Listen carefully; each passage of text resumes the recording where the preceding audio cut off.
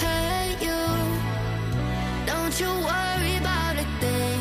Oh no, every day is just a brand new start. Just follow your heart. So many dreams are waiting for you. Sing hey, it's okay. Tomorrow's gonna be a new day. It's okay. So live your life, live your way. Your way, your way. Hello and welcome back, I'm Sean, and we looked at the S25 earlier this year, and it's still a really cool baby flagship if you weren't upgrading from the S24. But now we're going to take a look at Samsung's latest budget-friendly smartphone, the A56, and see how it performs and if this is the phone for you. So let's check it out.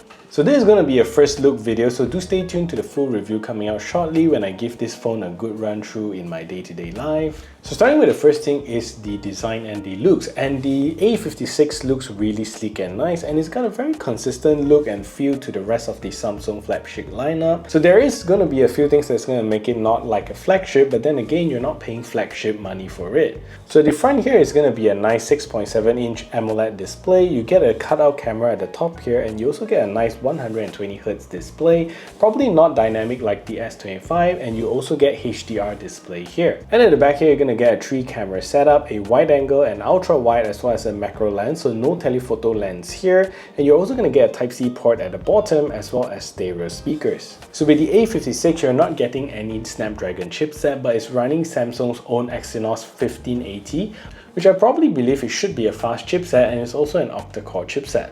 So with this phone, Samsung is giving you 8GB of RAM for the A56 and a standard 256GB for this model with no expandable storage.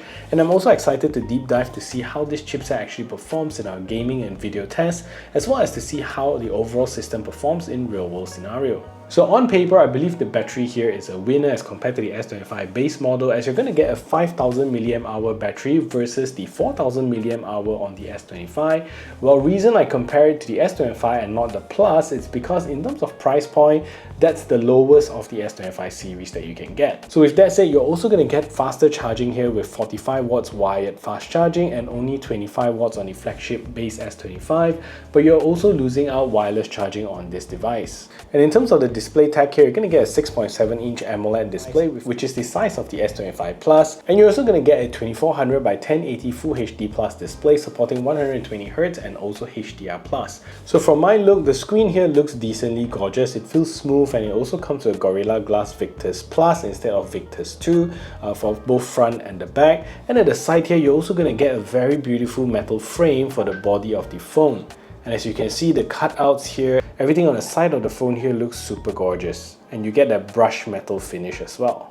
So from a camera standpoint, you're going to get a 50MP f1.8 wide main lens. I hope takes great or comparable image compared to its flagship brothers, and since it runs the same software, hopefully you get the same image processing as well as enhancements you get with photos in its more expensive brothers. So also you're going to get a 12MP f2.2 ultra wide here, and also a 5MP f2.4 macro lens, which is not available on the S25 base. But one thing that you're losing out with the A56 is a telephoto lens, but with that, maybe just walk a couple bit more steps to get your shot instead of zooming in. At the front here, you're going to get a 12MP f2.2 front selfie camera to take all your beautiful selfie shots. So this phone also comes with an IP67 dust and water resistant rating, so water splashes, sweat should be good with this phone. Just don't submerge it underwater and you'll be fine. So other than that, you're also going to get an under-screen fingerprint sensor. You're also going to get 5G support, and you're not going to get 3.5mm headphone jacks with this phone as well. And in terms of the Bluetooth chipset, you're only getting Bluetooth 5.3 with this phone, but there are no indicators so far if whether or not high-res codecs are supported here.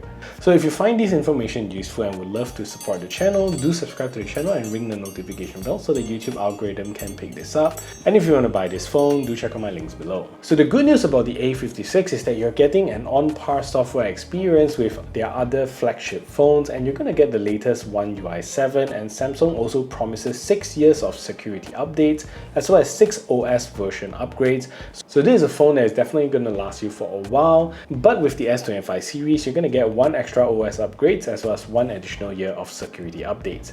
So I hope that you find this first look exciting, and I'll be doing an in-depth review of this phone as well, testing its battery performance and whether software changes make it last longer, and also some AI stuff to check out. So definitely subscribe to the channel and stay tuned to that, and I'll see you over at that video.